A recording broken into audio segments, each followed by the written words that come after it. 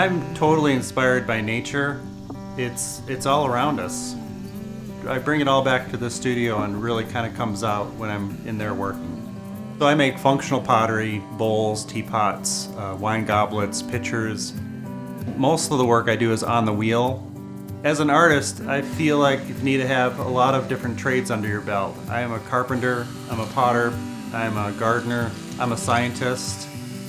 I make because nature is out there and I'm totally every day looking to explore the next thing.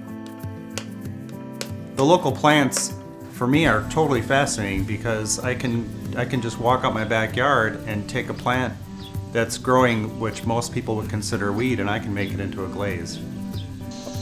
A lot of the ash trees in this area have died. We're splitting it. I actually am quite inspired by it, the grain patterns and things, and I take those and actually cast to make some of my servingware and plates.